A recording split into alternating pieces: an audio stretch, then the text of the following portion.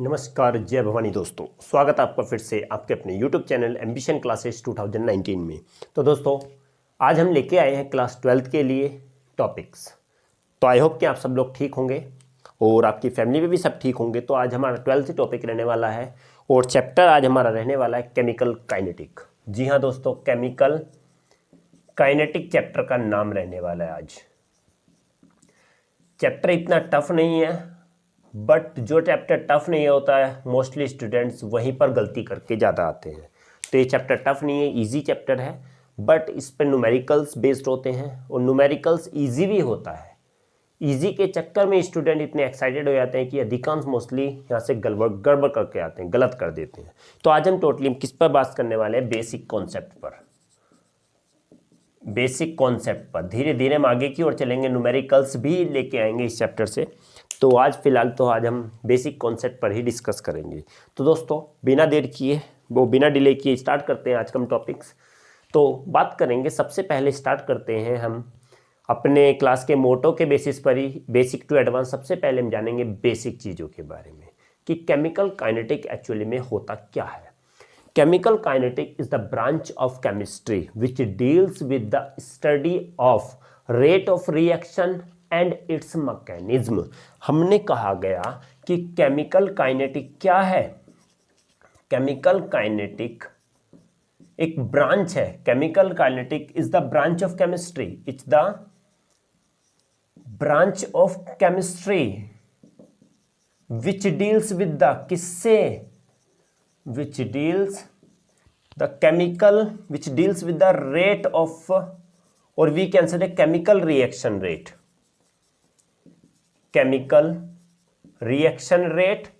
and its mechanism। यही branch क्या कहलाती है? यही ब्रांच हमारी कहलाती है केमिकल काइनेटिक। तो क्या होता है कि केमिकल रिएक्शन की रेट का मतलब है कुछ reaction, some reactions take place at very high speed, some reactions take place slowly and some reaction take place very slowly। तो कुछ रिएक्शन बहुत तेजी होती हैं, कुछ नॉर्मल रेट पर होती है, कुछ बहुत ही ज़्यादा स्लोली होती है। तो ये रेट होती है, कितनी रेट से हो रही है। तो जो रेट को एक्सप्लेन करती है, उसकी मैकेनिज्म को एक्सप्लेन करेगी, उसी ब्रांच को हम क्या बोलते हैं? केमिस्ट्री की उसी ब्रांच को कहा जाता है केमिकल काइनेटिक। क्योंकि काइनेटिक का मतलब ही, यहाँ काइनेसिस का मतलब ही होता है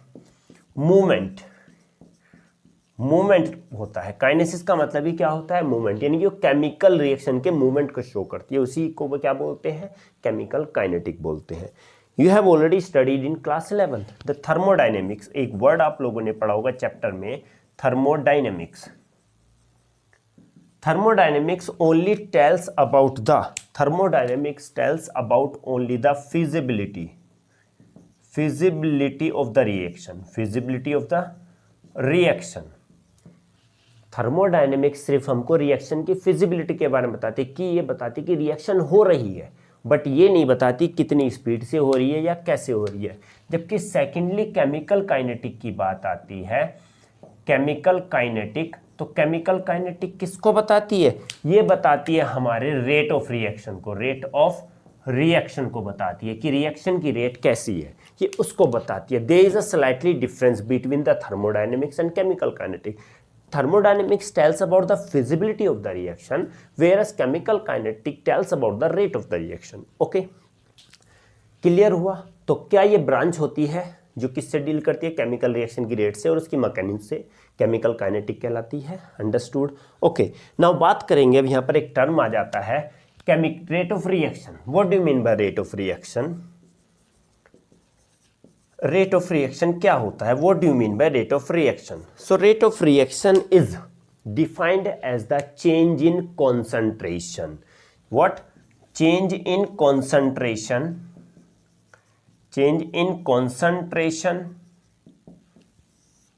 concentration of reactant and product in unit time. यही क्या कहलाती है? Rate of reaction is defined as the change in concentration of reactant and product in unit time, कि एक समय में कोई भी रिएक्टेंट की कॉन्सेंट्रेशन कितनी चेंज हो रही है। फॉर एन एग्जांपल अगर हम क्या लेते हैं, this one is the piece of paper, अगर हम ये ले लें कि this one is the piece of paper, okay, जब हम इसको जलाएंगे, फॉर एन एग्जांपल अब क्या करते हैं, जस्ट वेट, ओके, जैसे अगर हम बात करते हैं, अगर इसको हम जलाते हैं, सिंपली हमने देखो ये है पेपर, इसको हमने जलाया, ठीक है, तो क्या हो रहा है, धीरे धीरे क्या हो रहा है, देखो ये कि पेपर तो कम हो रहा है बट क्या बन रहा है, ऐश बन रहा है, क्या बन रहा है, ऐश बन रहा है, तो कहेंगे रिएक्टेंट क्या हो गया, पेपर हो गया, और ऐश क्या हो गया, प्रोडक्ट हो गया। तो जब हम इसको हम जलाते हैं, धीरे धीरे जलाएंगे तो पेपर तो खत्म होता जाएगा और क्या बनता जाएगा, ऐश बनता जाएगा। तो ये बोलेंगे कि रिएक्टेंट की कॉन्सेंट्रेशन तो कम होती जाती है और प्रोडक्ट की कॉन्सेंट्रेशन बढ़ती जाती है इन यूनिट टाइम। जैसे जैसे टाइम बीतता जाएगा, टाइम जाता जाएगा, तो उससे क्या होगा कि प्रोडक्ट की कॉन्सेंट्रेशन तो बढ़ने लगती है और रिएक्टेंट की कॉन्सेंट्रेशन घटने लगती है। ओके, आई थिंक समझ में आ गया होगा कि ये क्या होता है। ओके ना, तो एक यूनिट टाइम में क्या होता है कि रिएक्शन की रेट घटती बढ़ती है। बाकी it tells us the rate of the reaction, it tells us the speed of the reaction, speed of the reaction, ये किसको बताती है, रिएक्शन की स्पीड को बताती है। Okay, and it expressed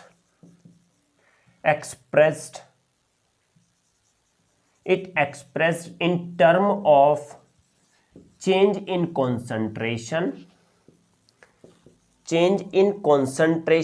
of reactant, change in concentration of any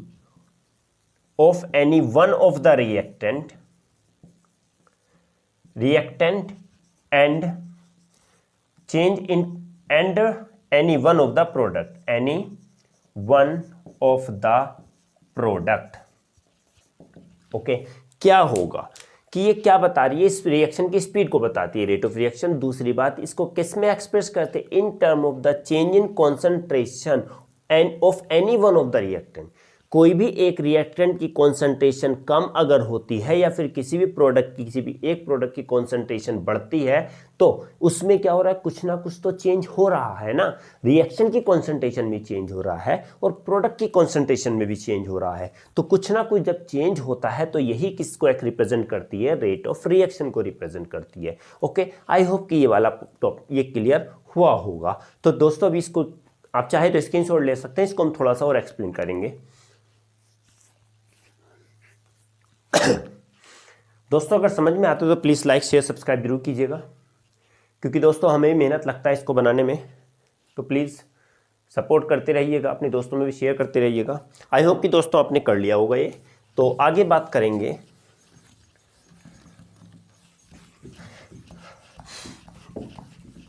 अब simply, और इसको हम थोड़ा सा और एक्सप्लेन करेंगे कि क्या है क्या नहीं है। Okay,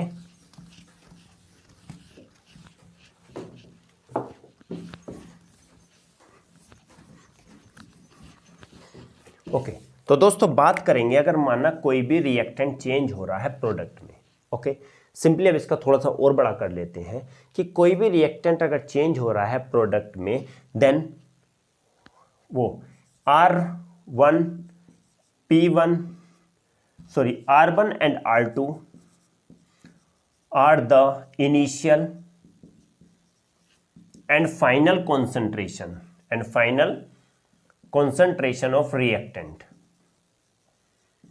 Okay, second P1 and P2 are the initial and final concentration of products. T1 and T2 are the times, are the time intervals. Then अब हम इसमें क्या बात करेंगे, अगर चेंज होगा, सो चेंज को हमेशा किससे रिप्रेजेंट किया जाता है, डेल्टा से रिप्रेजेंट किया जाता है। Then delta R is equal to what, R2 minus R1 and delta P similarly P2 minus P1 and delta T is equal to what, T2 minus T1।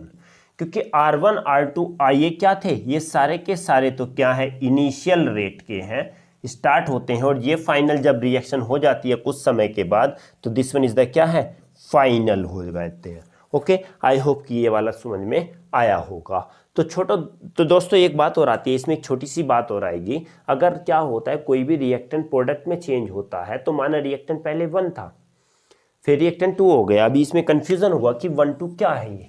तो हमने कहा गया कि कोई भी 5 ग्राम क्या था, 5 ग्राम हमने कहा कोई भी रिएक्टेंट था, हमने कहा 5 ग्राम जब जलना स्टार्ट होता है तो वो 3 ग्राम तो जल जाता है। कितना, 3 ग्राम तो जल जाता है। 5 ग्राम था, 5 ग्राम में 3 ग्राम जल गया, तो कितना बच गया, 2 ग्राम। ओके, तो इनिशियल तो ये था R1, और जब फाइनल जो बच गया अभी, जो हमने कहा इतना जल गया और कितना बच गया, इतना बच गया, this one burnt out and this one is the remains. तो ये हो गया, ये R2 हो गया। क्यों, क्योंकि हमने क्या करते हैं, इसमें से हमने क्या किया, इसमें से ये वाला माइनस कर देते हैं। ओके, तो दोस्तों आई होप कि ये समझ में आ गया। सिंपली एक्सपेरिमेंट बेस पर है। अभी इसको ये मत लेना कि R1 से R2 को क्यों घटा दिया और यहाँ पर R2 माइनस R1 किया था। हमेशा फाइनल वाली में से इनिशियल वाली की जाती है, तो जितनी कम होती है उसमें से हम माइनस करते हैं। ओके, हाँ, एक छोटी सी बात और आएगी, आप इसका स्क्रीनशॉट ले सकते हो तो ले सकते हो ना, इसके बाद हम आगे थोड़ा सा बताने वाले हैं। ओके,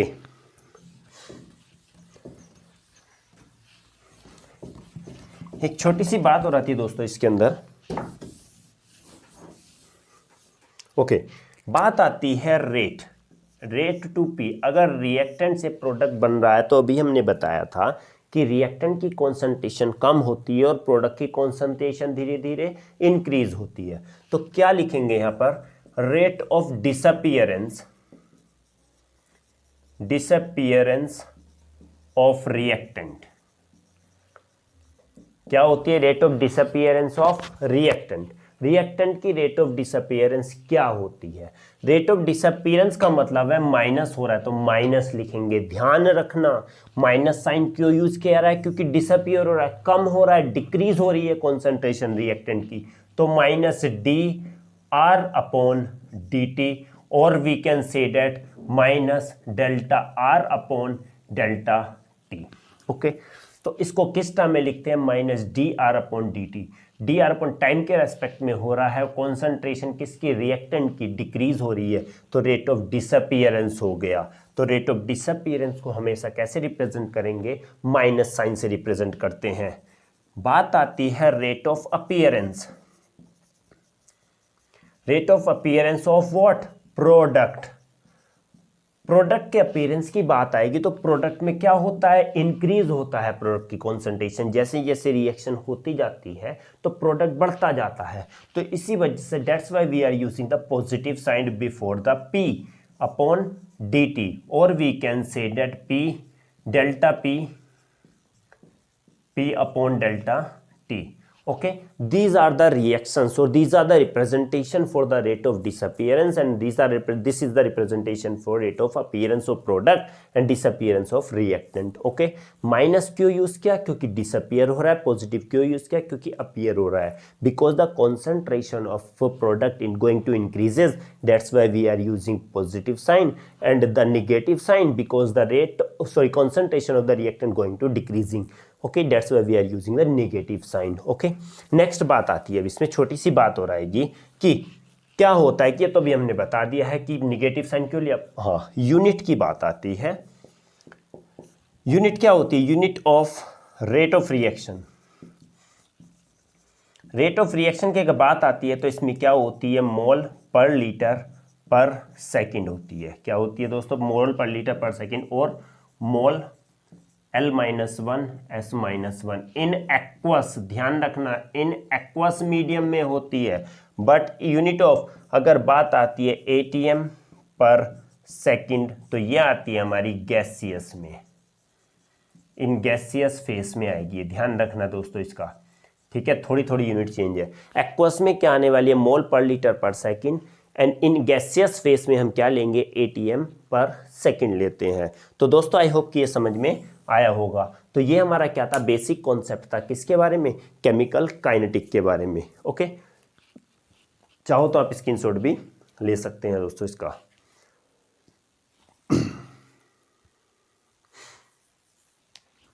दोस्तों एक छोटी सी चीज़ और बता देते हैं आपको कि क्या अगर हम यहाँ पर एक चीज़ लिखने के लिए दें, रेट ऑफ रिएक्शन लिखना है, right rate of reaction for 2Ca plus O2 then CaO, 2CaO.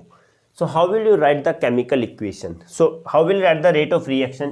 इस इक्वेशन से कैसे लिखेंगे? So these are the reactant and these one the product.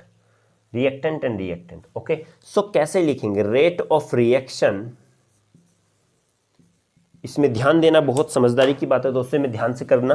तो क्या करेंगे? First of all you have to use minus D, R is what, Ca upon dt, and this one is the 2, so you have to put right 2।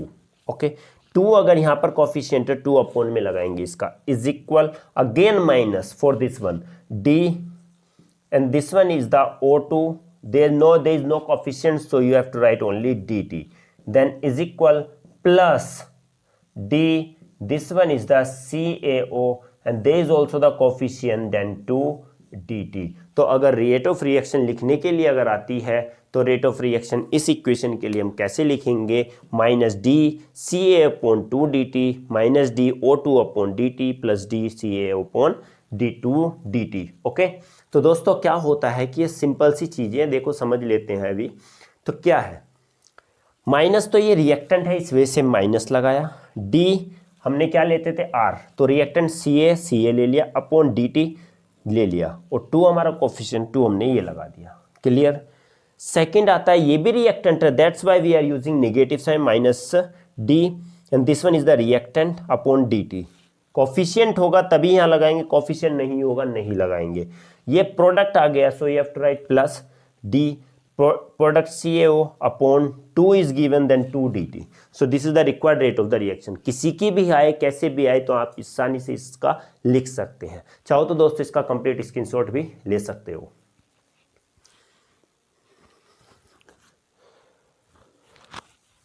Okay दोस्तों, I hope कि आपको समझ में आया होगा, अच्छा लगा होगा आज का टॉपिक्स। तो दोस्तों अगर समझ में आया तो चैनल को लाइक शेयर और सब्सक्राइब जरूर कीजिएगा और अपने दोस्तों में भी शेयर कीजिएगा। आई होप कि हम अपनी तरफ से पूरी कोशिश करते हैं कि आपको अच्छा समझ में आए। अगर फिर भी लगता है कि आपको समझ में नहीं आ रहा तो आप हमें कमेंट बॉक्स में लिख सकते हैं कि कौन सा टॉपिक समझ में आ रहा है, क्या चीज़ इसमें समझ में नहीं आ रही। हम कोशिश करेंगे आपकी प्रॉब्लम को सॉर्ट आउट करने की, क्योंकि आपकी प्रॉब्लम को सॉर्ट आउट करना ही हमारा मेन उद्देश्य होता है, मेन मोटो होता है। तो दोस्तों बने रहिएगा हमारे साथ में, और अपने दोस्तों में शेयर करते रहिएगा। मिलते हैं अगली क्लास में अगले नए टॉपिक के साथ, तब तक के लिए दोस्तों जय हिंद।